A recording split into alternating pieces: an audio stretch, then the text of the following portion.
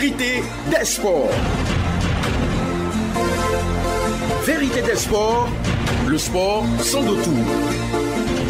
Du lundi au vendredi, suivez l'actualité sportive et vivez les grands débats sur le sport en compagnie de nos spécialistes, consultants, encadreurs, athlètes, publics sportifs. Partageons les moments forts du sport en toute franchise.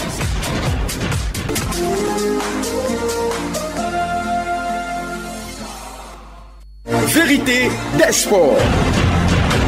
La vie est un long fleuve tranquille, il faut vivre chaque jour, chaque minute, chaque seconde en faisant à chaque instant le meilleur choix. Le choix, c'est ce qu'a fait le milieu ivoirien Franck Yannick Kessié, désormais lié au Barça de sa vie. Le grand Barça a encore en son sein un autre ivoirien, un autre milieu après Yaya Touré. De nouveaux challenges, défis se présentent et cela pour le bonheur du football ivoirien puisque c'est le milieu titulaire des éléphants qui va certainement profiter aux éléphants à la Côte d'Ivoire. La Côte d'Ivoire qui désormais se projette sur 2024. La pluie, la météo, cette fois a eu raison de 2023.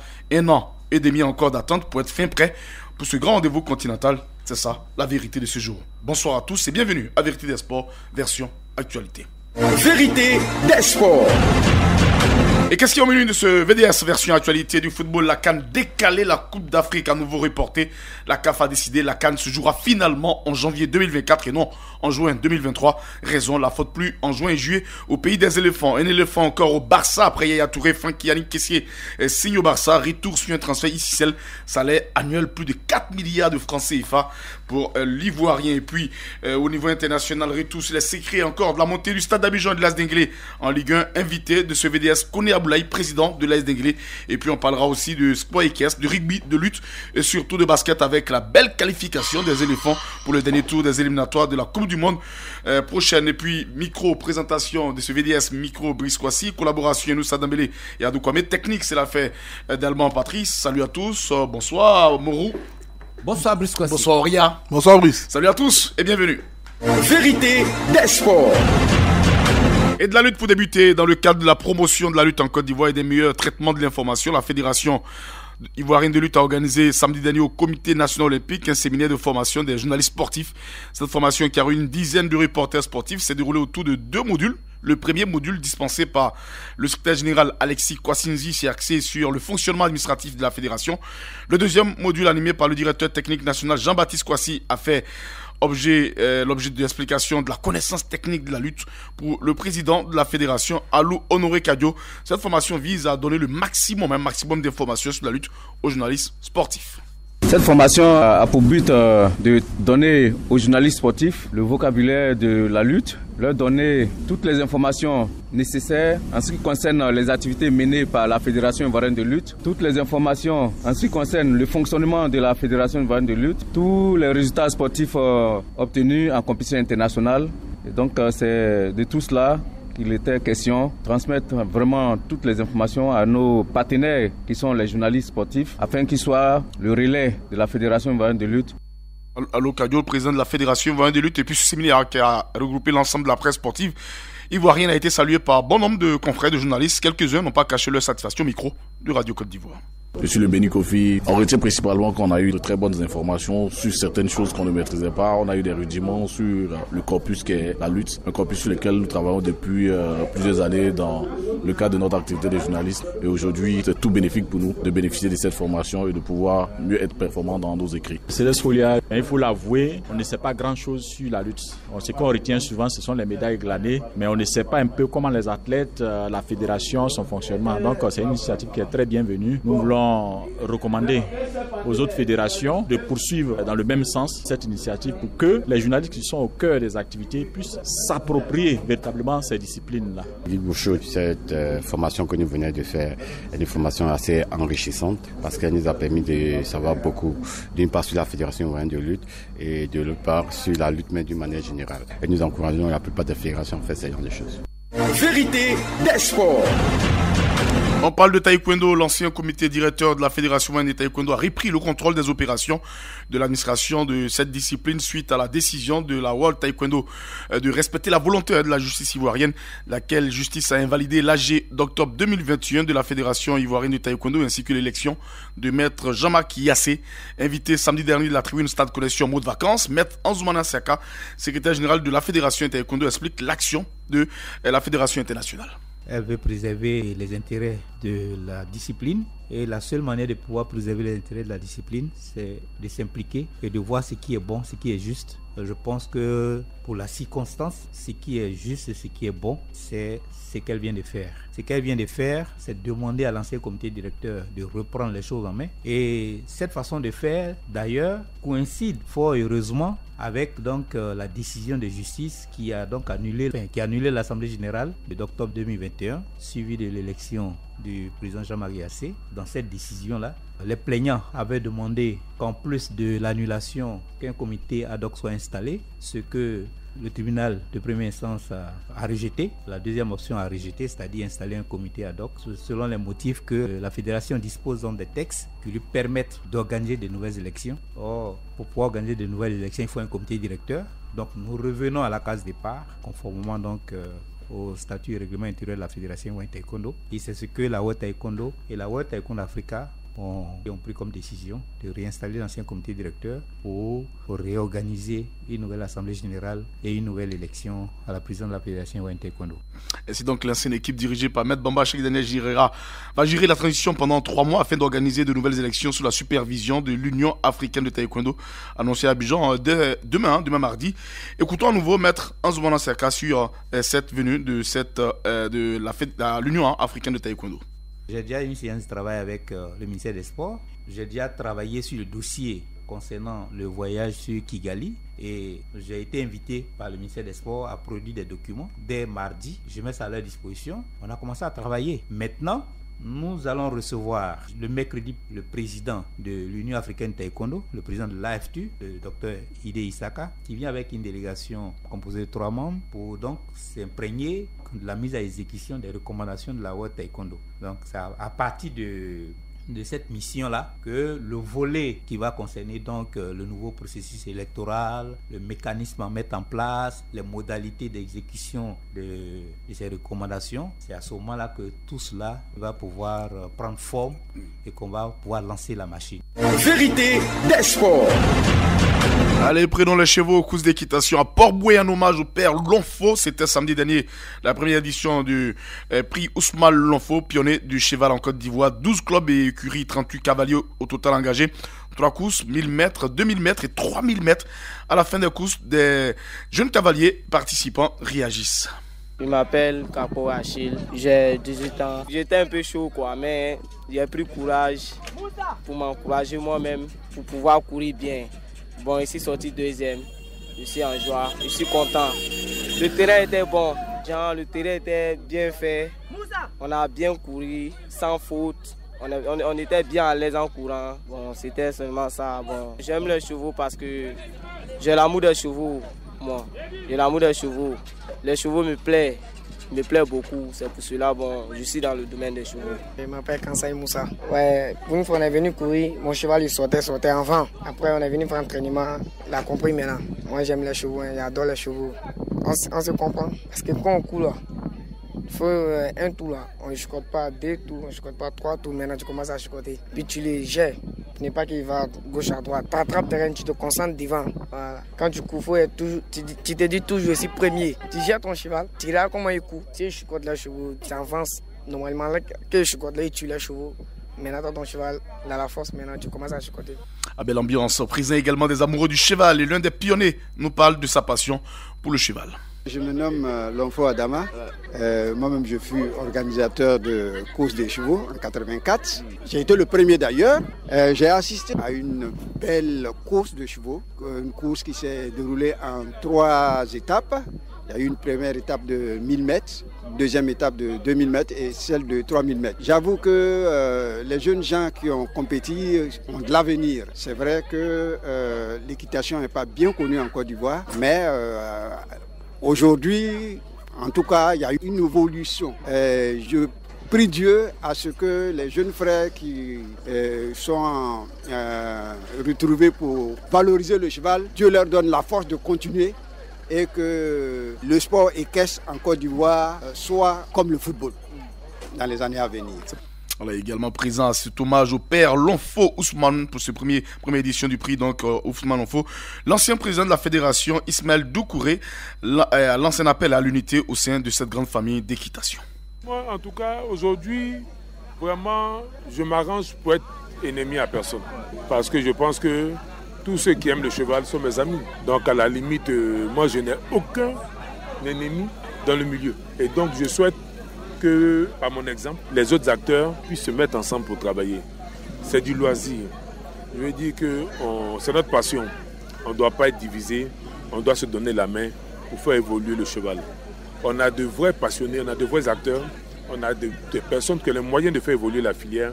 Il faut que tout le monde se mette ensemble et qu'on passe de bons moments. C'est tout. Passer de bons moments. Et puis que ceux qui vivent de cet art puissent en vivre, puissent en bénéficier, puissent avoir des revenus. C'est ça. Il y a des métiers. C'est une filière. On peut faire vivre des familles. Dans un pays comme le Sénégal, des familles entières vivent de ça. C'est une vraie filière. Pour le développement intégré même de la Côte d'Ivoire, on a besoin que cette filière-là soit développée. Vérité des sports. Messieurs, on va parler de basket avec notamment la troisième fenêtre. Les éléphants ont fait un sans faute lors de cette troisième fenêtre des éliminatoires de la Coupe du Monde 2023 zone Afrique dimanche à la rotonde hier donc du Palais des Sports de Treichville. La Côte d'Ivoire a réalisé la passe de 3 en se jouant de la Guinée-Conakry 65-56 après avoir battu l'Angola. L'équipe, la sélection centrafricaine à la mi-temps, les éléphants menaient déjà 39-28. La Côte d'Ivoire termine donc largement en tête de cette fenêtre C devant l'Angola, vainqueur en première opposition de la Centrafrique, score 76-60. Hier, on va le dire, on s'attendait un peu à ce résultat, même si c'est vrai qu'il y a eu quelques absents au niveau des éléphants de Côte d'Ivoire, mais ce ne fut pas facile, hein, surtout le match face à l'Angola 75-73, ça a été aussi coincé face à la République centrafricaine. Finalement, les éléphants ont réussi leur pari. Oui, 3 rencontres difficiles, 3 rencontres où les éléphants de Côte d'Ivoire ont réussi à s'imposer, mais pas dans la maîtrise espérée par, je dirais, les nombreux supporters qui ont suivi cette rencontre tant à distance qu'en présentiel du côté du Palais des Sports de Treichville. Il faut noter que face à l'Angola, lors de la rencontre inaugurale, il y avait une très bonne prestation des nôtres qui ont réussi quand même à arracher la victoire lors du premier quart-temps. Puis il y a eu un affaissement et ils ont perdu le deuxième quart-temps, allant à la mi-temps avec un score nul entre l'Angola et l'équipe de la Côte d'Ivoire. Il a fait le troisième quart-temps et le quatrième pour permettre à la Côte d'Ivoire de pouvoir s'imposer de 3 points d'écart. C'était très difficile. Ce dernier coup de chance, pour ne pas dire cette dernière action angolaise mal réalisée avec ces 2 derniers lancers francs manqués, puis sa possession qui n'a pas donné de résultat, permet à la Côte d'Ivoire de s'imposer de justesse. Ensuite, on a senti une équipe assez maladroite, serait-ce du fait de la fatigue ou de la forte chaleur qui prévalait à l'intérieur du Palais des Sports. Il faut noter que, je dirais, la quasi-totalité des joueurs retenus sont des joueurs qui évoluent en Europe dans de très bonnes conditions, c'est-à-dire des salles climatisées. Moi, je l'ai toujours dit, ce Palais des Sports, pour le respect des disciplines dites de sport de main, à l'image des 2 salles annexes, devait bénéficier au moins, à défaut d'une destruction, d'une reconstruction, d'un système de climatisation pour ce genre de rencontres internationales. C'est vraiment pas du tout aisé pour ces garçons-là d'évoluer dans une salle, d'autant plus qu'il y a des courants d'air, ça il faut le dire également, qui gênent un tout petit peu la performance des basketteurs. Quand il s'agit de prendre des shoots à longue distance, il y a beaucoup de petits éléments comme ça qui sont négligés, mais qui peuvent avoir leur impact quand même dans la prestation de nos joueurs. Et on les a sentis quand même beaucoup. Émoussés face à émoussés. Ils ont été minés à la mi-temps d'ailleurs. Et vous avez vu le nombre de fois où les techniciens de surface ont dû rentrer sur le parquet pour l'éponger à cause de la forte transpiration des différents athlètes. Voilà, je pense qu'ils ont fait ce qu'ils devaient faire pour le public ivoirien. Maintenant, de l'autre côté, c'est aux responsables des différentes infrastructures liées au ministère et à la fédération de batailler dur pour que, franchement, jusqu'à l'année prochaine, je pense qu'à défaut de pouvoir avoir une salle, surtout qu'on veut abriter la 4e fenêtre, il faut trouver une solution au moins de climatisation de cette salle.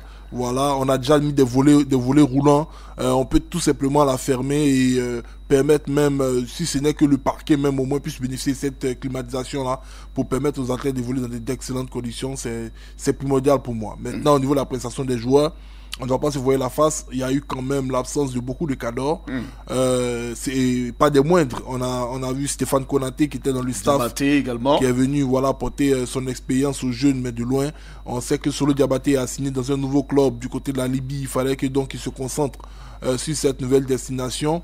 Et il y a également l'absence de Nisré Zouzoua, voilà, qui est l'un des meneurs attitrés. Dadier Maxence, qui n'était pas habitué à être dans le 5 de départ, a dû les relayer au poste de meneur. C'est vrai, en tant que meneur, il a commis assez d'erreurs. Mais voilà, il a fait ce qu'il pouvait faire. Heureusement qu'on a retrouvé à partir du match 2 Mathieu Costello plutôt, qui s'est vite réveillé, parce que lors de la première sortie face à l'Angola, il était quand même muselé, il a marqué 5 points. Heureusement que face à la Centrafrique, il s'était réveillé, il était très précieux au niveau donc je dirais au niveau du rebond, voilà, tant défensif qu'offensif. Et puis pour le match 3 également face à la Guinée, c'est encore lui qui nous sauve avec un retour assez efficient. Voilà un peu résumé ce que nos athlètes ont démontré. Mais l'essentiel était de pouvoir se qualifier pour les prochaines fenêtres. On n'avait besoin que d'une seule victoire, il faut le rappeler. Après le carton plein réalisé du côté de l'Angola, et là encore réaliser un autre carton plein qui nous permet de nous qualifier pour les 2 prochaines fenêtres. Voilà, je pense que c'est la très bonne nouvelle pour le basketball ivoirien. Amourou, on va le dire, hein, comme l'a dit Auria, l'essentiel a été fait, mais il reste encore des réglages à faire au sein de cette équipe-là. Oui, quelques petits réglages à faire, il ne faut pas les négliger. On a parlé d'abord de l'infrastructure. Il faisait beaucoup chaud dans ce palais des sports, et c'est des joueurs généralement qui jouent dans des équipes où quand même la climatisation est de mise, ou bien la température même est de mise, et donc véritablement ils sont à l'aise lorsqu'ils sont en train de faire différentes démonstrations.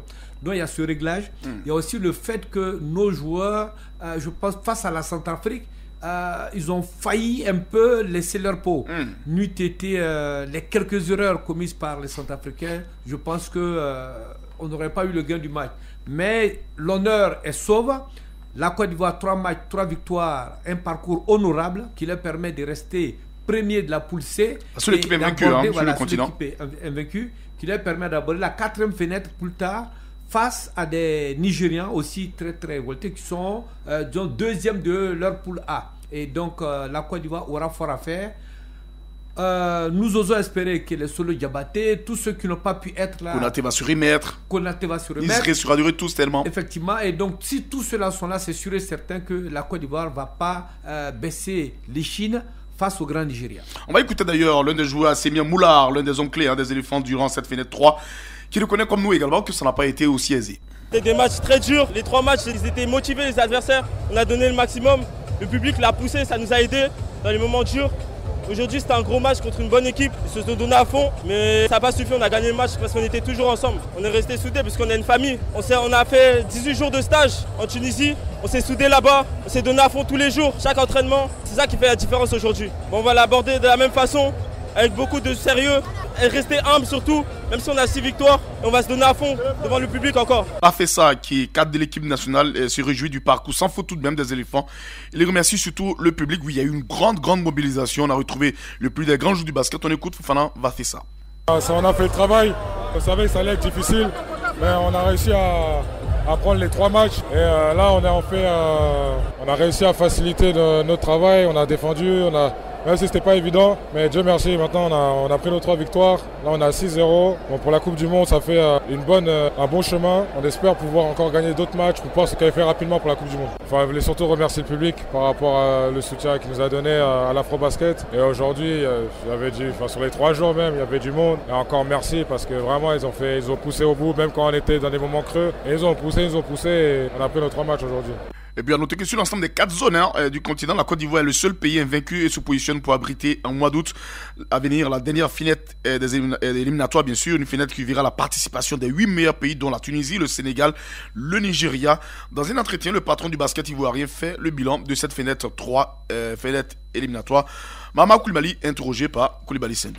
On va dire merci à Dieu pour sa satisfaction, pour la victoire, parce que c'était ça l'objectif. Ça n'a pas été facile. Je pense que face au public qui revient, les joueurs ont réussi quand même à gagner les matchs. C'est vrai qu'il y avait des moments un peu difficiles, mais on le savait parce que l'équipe a été remaniée à près de 30%. Et le plus important, c'était de réussir à créer une sorte d'alchimie pour la victoire. Et avec ces 3 victoires, la Côte d'Ivoire est pour le moment la première nation africaine après l'Afro-Basketball. C'est ça qu'il faut retenir. Je pense qu'on sait ce qu'il y a à faire. On va travailler avec tout le groupe pour que la prochaine fenêtre qu'on souhaite organiser ici soit encore meilleure et qu'on se qualifiera certainement, Inch'Allah, pour la Coupe du Monde. C'est pratiquement forcément qu'on a gagné tous nos matchs, mais grâce à l'union, ces garçons-là se sont surpassés et ont gagné. Quel est donc le discours que vous voulez tenir? Non, mais je pense que on est là pour que toutes les forces vivent. Je veux dire dirigeants, anciens dirigeants, dirigeants actuels, les joueurs soient unis, travaillent de façon convergente. Je pense que c'est ça qui est le plus important. C'est une alchimie, c'est une équipe qui doit être forte, c'est pas un individu. Et je pense que c'est ça aussi qui permet d'arriver à avoir des résultats comme ça. La prochaine étape, ça sera quoi concrètement? La prochaine étape, on a candidaté pour organiser la fenêtre d'août. Je pense que la vie est relativement favorable. Maintenant, on fait un appel aux autorités, à l'État de Côte d'Ivoire, aux annonceurs. Ils ont vu ce beau public, cet engouement qui est vraiment extraordinaire depuis près de 10 ans. Il faut qu'on soit là pour redonner cette joie-là aux Ivoiriens et surtout pour se qualifier. Donc l'organisation de la seconde fenêtre qui est pour nous décisive pour la qualification, il est important qu'en 2022, on se qualifie déjà pour la Coupe du Monde et c'est possible si nous réussissons à gagner nos 3 prochains matchs. Et c'est pour cela, vu ce public qui est formidable, il sera un plus si nous l'organisons ici et parce qu'on n'a pas envie d'aller en Angola où les conditions étaient très difficiles. Donc on souhaite que ça va s'organiser ici. Ne vous en faites pas, ceux qui n'étaient pas là seront là et c'était cette fenêtre-là qui était difficile à gérer. On l'a géré très bien. La suite, tout le monde va se lâcher et je pense que tout va bien se passer, Inch'Allah. Justement, Président, vous l'avez dit, la prochaine fenêtre, ça sera en août. Quand est-ce qu'on connaîtra le pays qui abritera cette fenêtre? Je pense que dans 2 jours, vous le saurez. On est bien parti, on a fait la demande. Je pense que nous, on est préparés pour cela.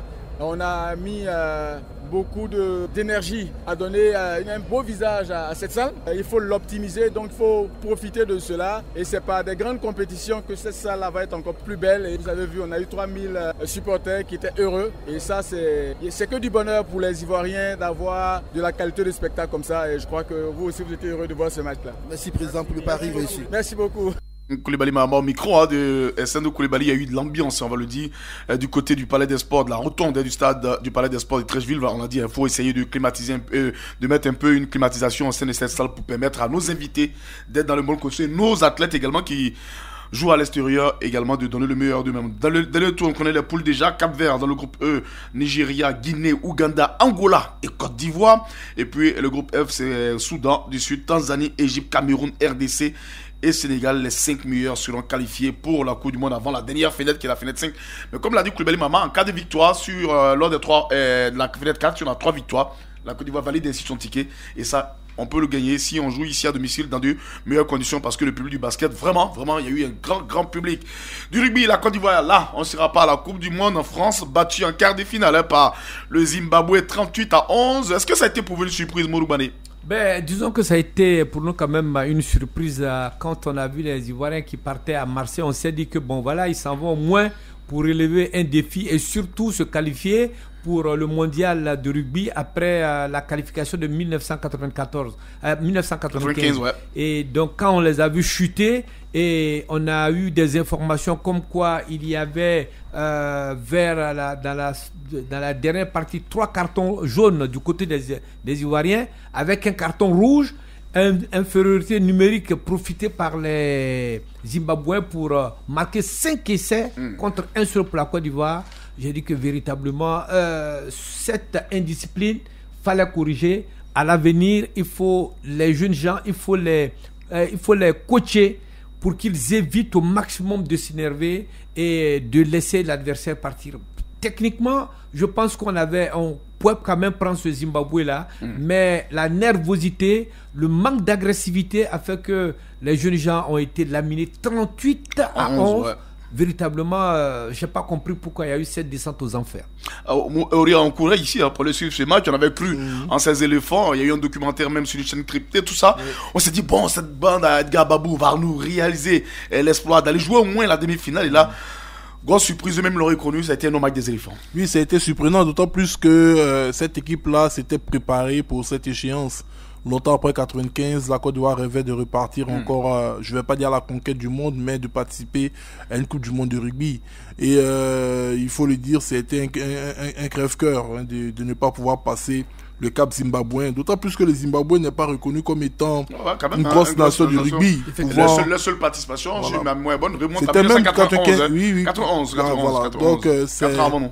C'était une grosse tristesse, d'autant plus que la Côte d'Ivoire a battu l'équipe de la Namibie. Après l'Afrique du Sud, la deuxième nation africaine. Est-ce qu'on n'a pas péché par un excès de confiance? Qu'est-ce qui s'est passé? Moi, je n'étais pas trop d'accord avec le fait d'aller jouer cette compétition-là en France. En France, à Marseille. Ça, je l'ai dit lorsque j'ai eu l'opportunité de discuter avec le manager de l'équipe nationale de la Côte d'Ivoire.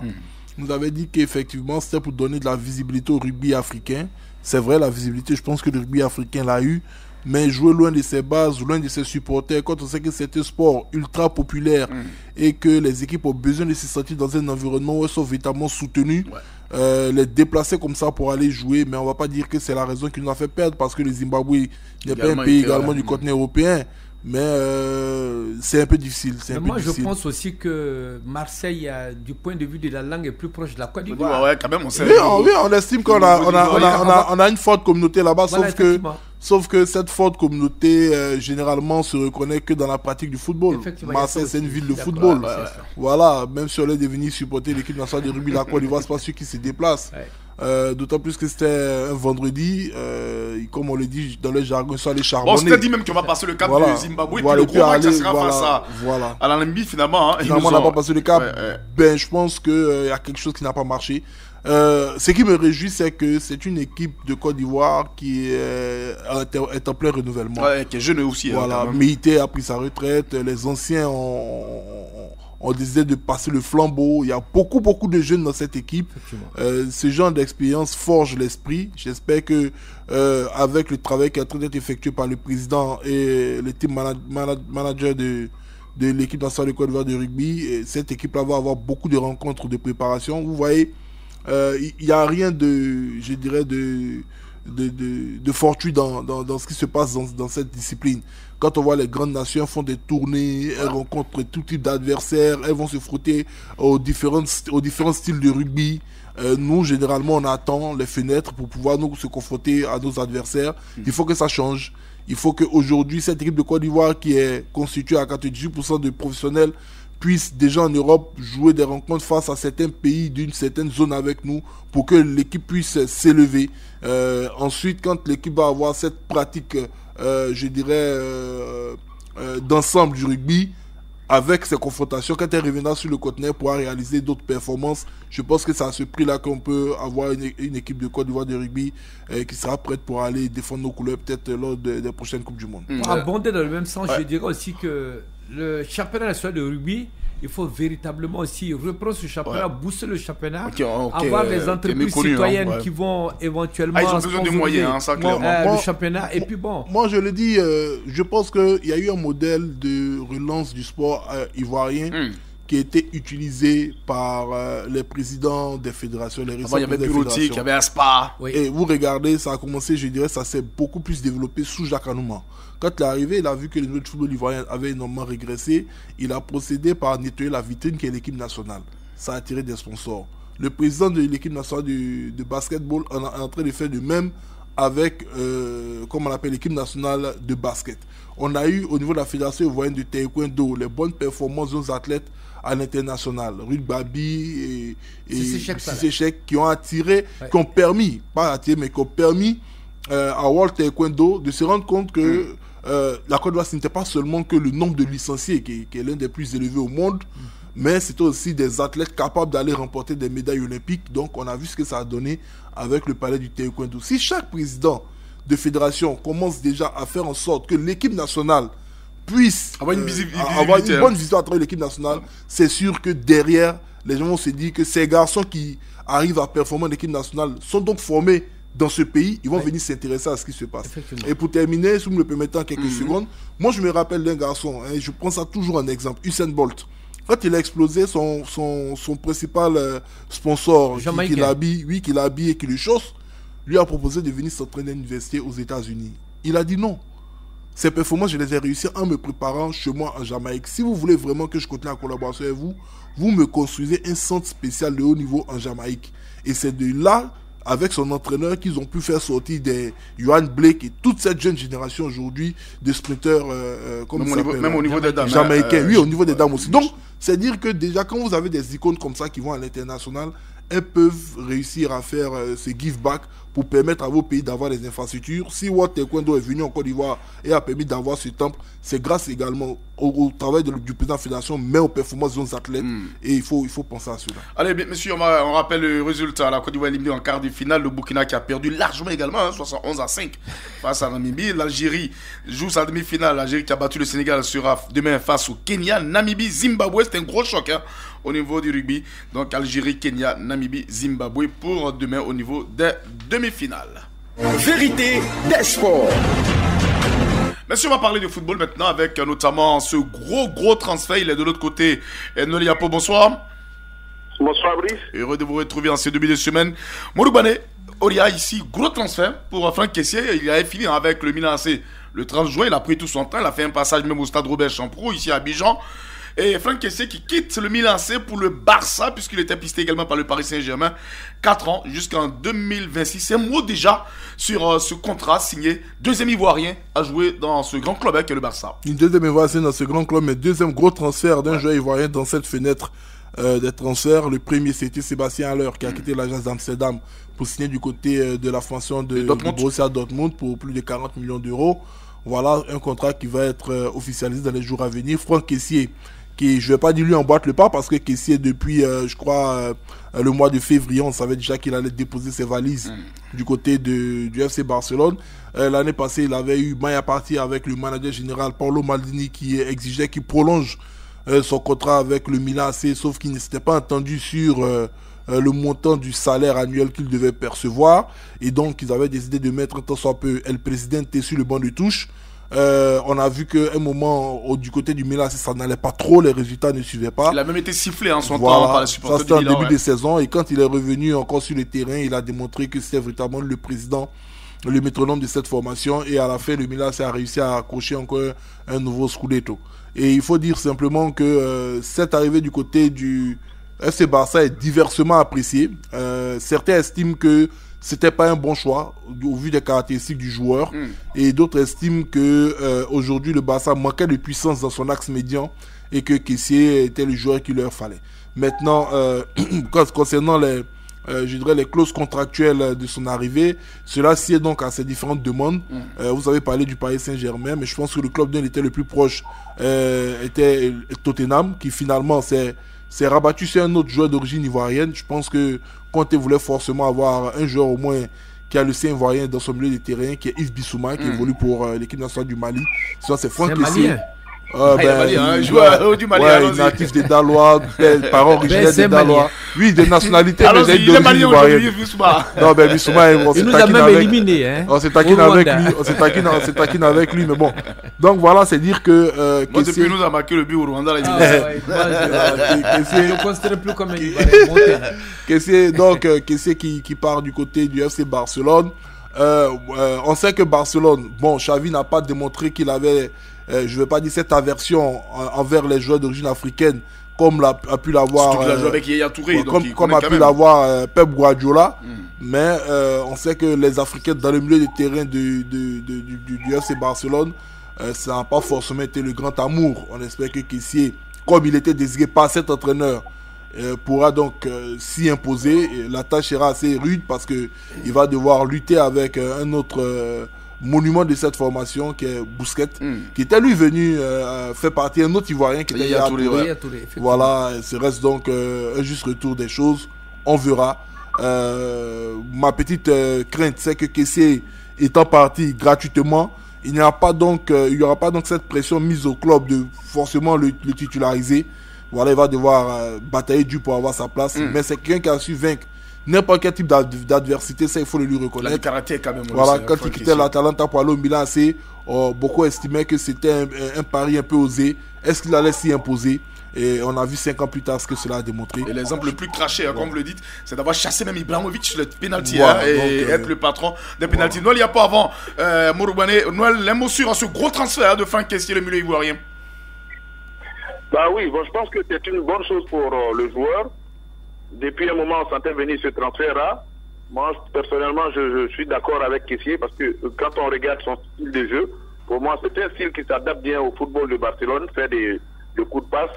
Je pense que c'est un joueur qui a bien réussi au Milan AC. Je crois que là, il a encore ses chances. J'ai écouté Auria, c'est vrai, mais je crois que c'est un joueur qui aime bien se battre.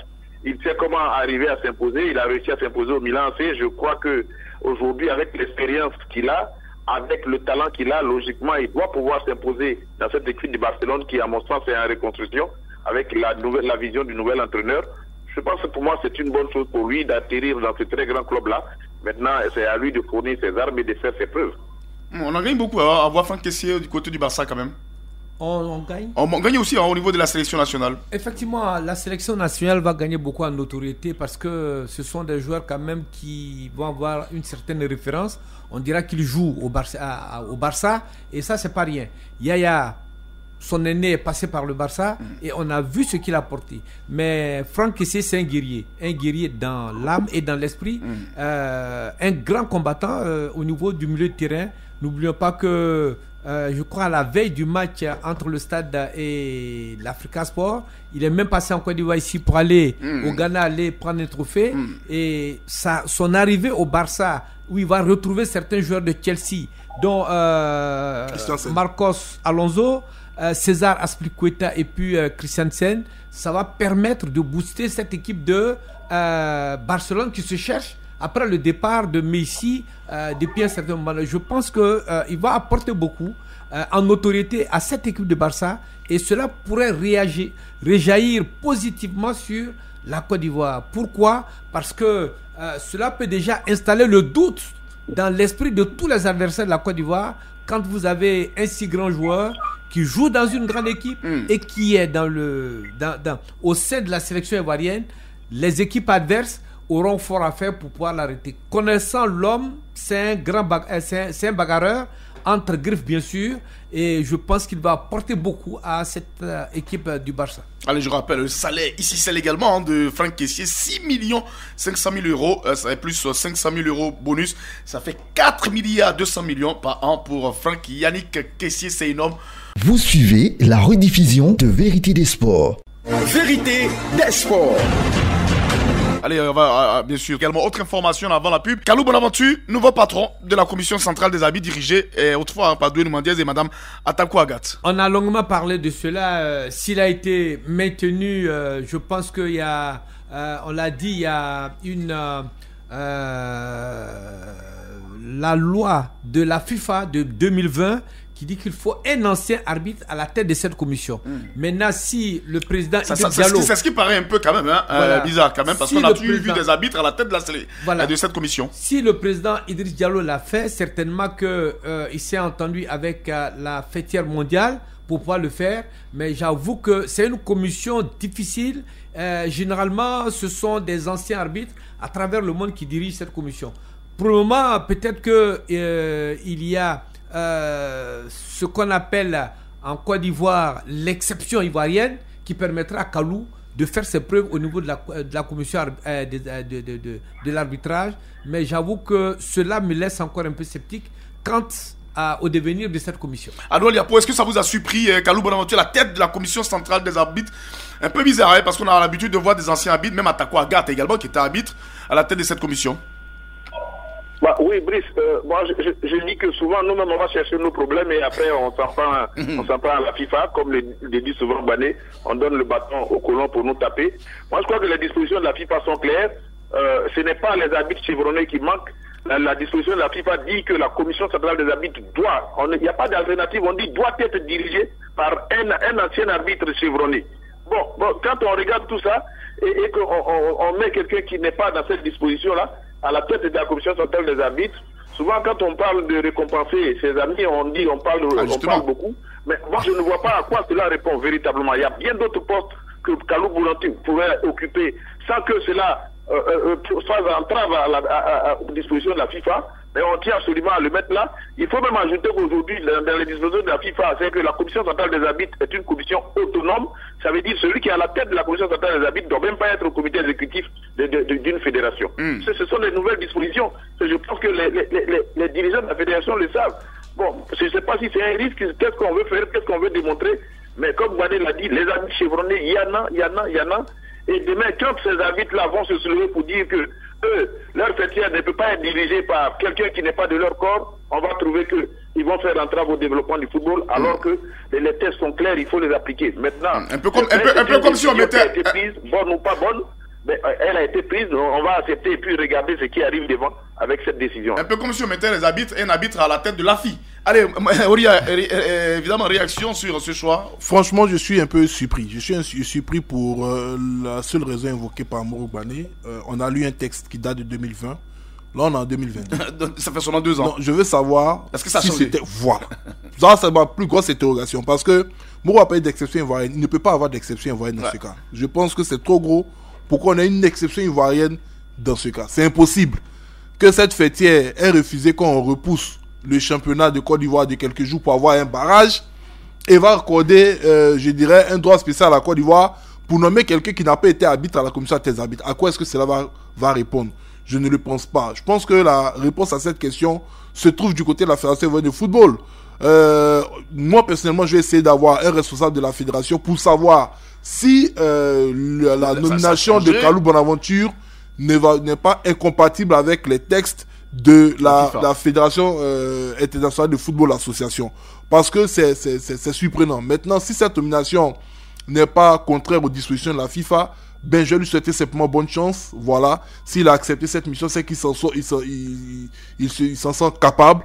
Et donc, j'espère qu'il va pouvoir ramener la paix dans la famille des arbitres. Mais le plus important, c'est de savoir si cette décision-là, elle est conforme au test de la FIFA, parce que j'estime que dans cette fédération, il y a tellement de juristes que normalement ne peuvent pas commettre cette impair-là. Allez, c'est un gros challenge. Kalou Bonaventure, nouveau président de la commission centrale des arbitres. C'est l'information. Vous suivez la rediffusion de Vérité des Sports. Vérité des Sports. Messieurs, on va parler de football amateur. L'Union des clubs de football amateur de Côte d'Ivoire était vendredi dernier à Yopougon face à la presse pour se prononcer sur l'actualité qui mine leur association. Réconciliation entre les présidents du club, organisation du championnat national sont entre autres les dominants de cet échange avec les journalistes sportifs. Écoutons Dadier Jean-Jacques, vice-président de l'UFAXI. Il explique déjà ici en détail l'enjeu de cette rencontre. J'avais 3 points. Le premier point, réconcilier les frères. Le deuxième point, parler de notre association. Et le troisième point, parler du championnat du football amateur. Le président de l'UCFACI, M. Roux Constant, a dépêché 3 vice-présidents pour aller voir les frères qui puissent revenir à la maison.